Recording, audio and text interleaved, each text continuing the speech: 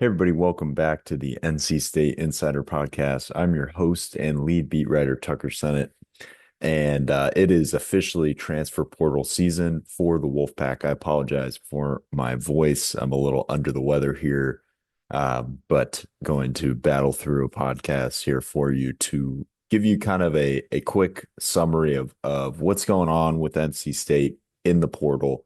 Obviously, the portal opened up at midnight after the national championship game between UConn and Michigan. Michigan is your national champion. That's a team that started five players that came out of the transfer portal. So that gives you a good idea of what you need to do in this current landscape to win. And with a brand new head coach, a guy who's known as a elite recruiter, and a guy who wants to establish a defensive identity built around toughness for NC State, now at the helm in Justin Gainey. Will Wade is gone. There's a lot of work to be done here in the transfer portal over the next 2 weeks. In case you're not familiar with the timeline, the portal opened officially on April 7th. It'll stay open for the next 2 weeks. That's the period in which players can enter the portal and be a part of that. But beyond those 2 weeks, as long as you're in the portal, if you remain unsigned, you can join a team at any point prior to whenever the academic eligibility deadline would be, which would be at any point before the fall trimester, semester, quarter, whatever that might be for your team, whenever that would start. So, plenty of time for NC State. Things will. I'm gonna get a story about this, just kind of explaining how this all works. But I think a lot of people are thrown off by the way the football portal works, where those moves happen really quickly. There's not as many visits. NC State kind of moved on a lot of guys in it without much intel coming out about their interest level or even visits. They just kind of show up on campus and get ready for spring football here. But that is not how it works for basketball because there's really no academic deadline. There's no rush to get these guys in for spring practices or in basketball's case, the summer practice schedule. So there's not as much of an emphasis on that. That gives Gainey and his staff that he's in the process of assembling still some things to be worked out on that end for NC State. But that gives them some time to, vet some of these players maybe a little differently than how Wade's staff did. The changed portal window situation definitely benefits a new head coach this year more than it benefited Wade. Wade was behind the eight ball a little bit because guys were jumping in and out of the portal during the NCAA tournament last year because of the dates were all off. So that definitely helps Gainey, and all the reports from the various transfer portal people that are more plugged in seem to think that NC State's already operating pretty how do I say robustly. I don't even know if that's a word, but you get the gist. Um, they're busy already. That's sort of the indication that we're getting. There's certainly some targets for retention that still remain. I know Matt Abel and Cole Kloer both jumped into the portal already. Colt Langdon apparently joined them as well. But Abel and Kloer definitely left things open, which I don't necessarily think that means they're going to return. But I do think if Gainey were to have any interest in either of those guys, that there would be a room, or there would be room to start a dialogue about potentially returning to NC State. As for what I think Gainey's going to look for in the portal, um, a lot of the offensive needs kind of depend on whether Paul McNeil is going to come back or not.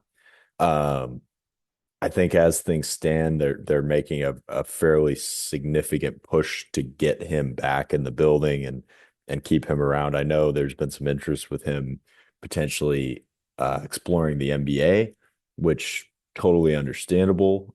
He had a really, really nice year. He's established himself as a player who's really, really good at one thing, which a lot of NBA teams really like from a prospect. He's a phenomenal three-point shooter. And I guarantee that one of the NBA organizations sees immediate value in him as a shooter. He's completely unafraid to let it fly at any point, which, you don't always see at the college level. So that's certainly an option. There's also, of course, the option for him to head into the transfer portal. He was fairly close with Will Wade and some of Will Wade's staff. Um, I don't really I think he at the end of the day really likes being in North Carolina. He's from here.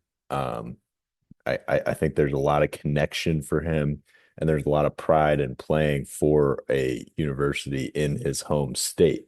So, that certainly bodes well for NC State. There's financial factors that are beyond their control, and it really will probably come down to how much is Gainey willing to put on the table to retain McNeil.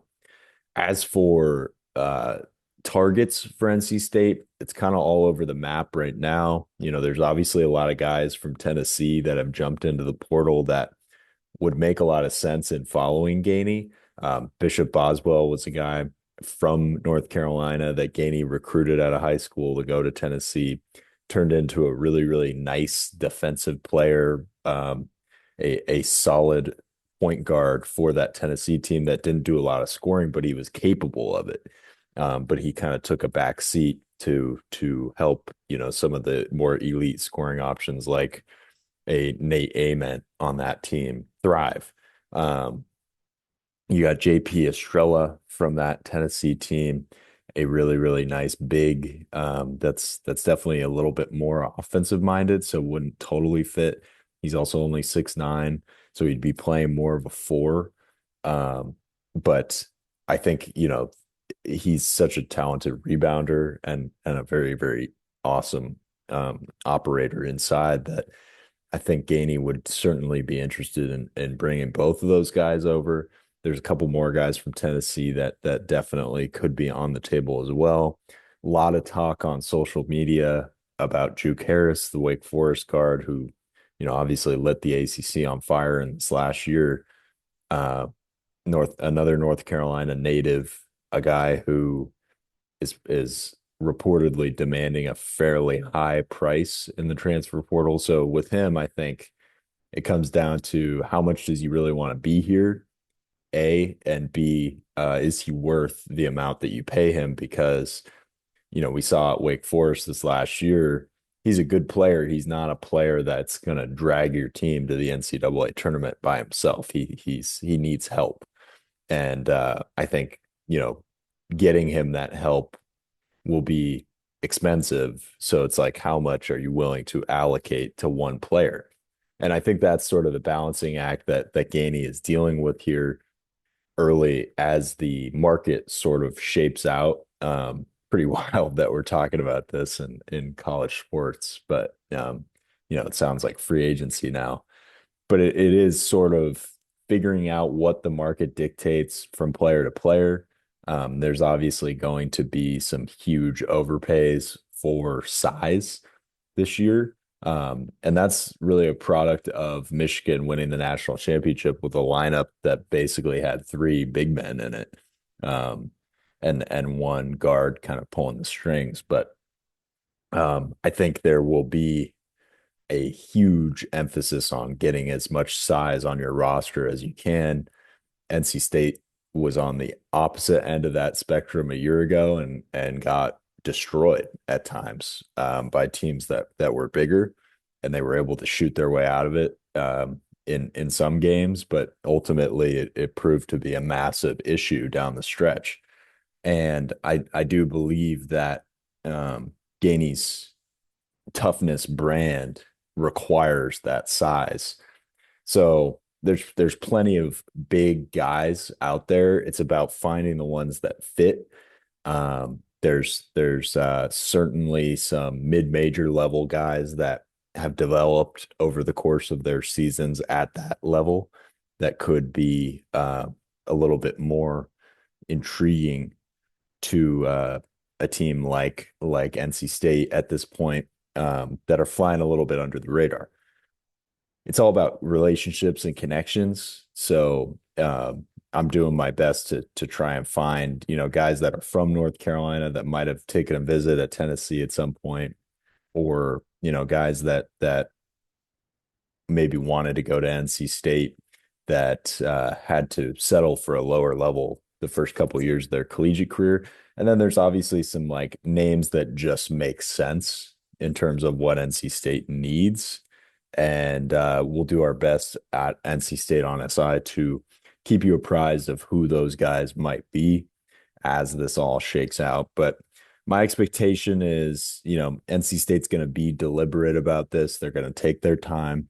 They're going to figure out this Paul McNeil situation as quickly as possible and then kind of work from there.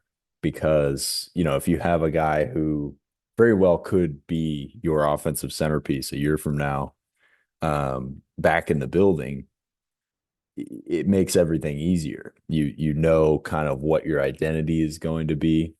There's obviously some other retention pieces that could be interesting to Gainey. Maybe a Musa Sanya sticks around and plays, a reserve big man role.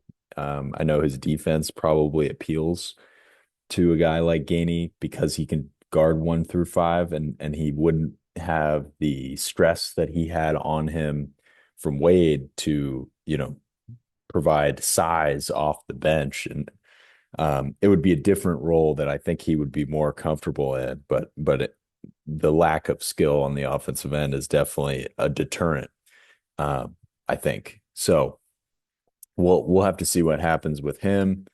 We'll have to keep an eye on those Tennessee guys. That'll be interesting to see how that shakes out. There's obviously, reason to believe that those guys might be interested in coming with Gainey. That's something that happens a lot for sure when assistants leave or when head coaches leave. There's always interest to make moves to,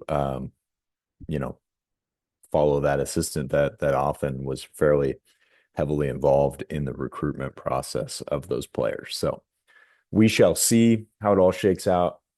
Apologies for not having a ton more substance to this, but it kind of is what it is this time of year. You figure it out as it rolls out. The women's side, doing my best to keep you apprised of everything I know there as well. Obviously some big losses, but I think the retention stuff for Westmore and that team is honestly more important, who they've been able to keep with Zoe Brooks and hopefully Camille Pierre at this point. She hasn't indicated that she'll be transferring yet, so it seems as though she might be around next year, which would be a huge win for this team and has them having more clarity about what the roster might look like a year from now. As always, really appreciate you all tuning in, doing my best to keep these coming out as the season's kind of slow down here. We'll keep the baseball coverage coming your way as that's kind of the last primary sport going on right now. NC State just wrapped up that sweep of Notre Dame over the weekend and has another big one coming this weekend against Duke, and then a midweek matchup tonight against UNC Wilmington. I will not be there for that, unfortunately, as I recover from this unfortunate illness. But sorry, I sound like this. That's it's all a little bit unfortunate, but I'm sure some of you are enjoying it. Anyway, I digress. Appreciate you all tuning in. Feel free to follow me on X at Senate Tucker. Once again, doing my best to keep you apprised on everything going on in the transfer portal. Catch you later.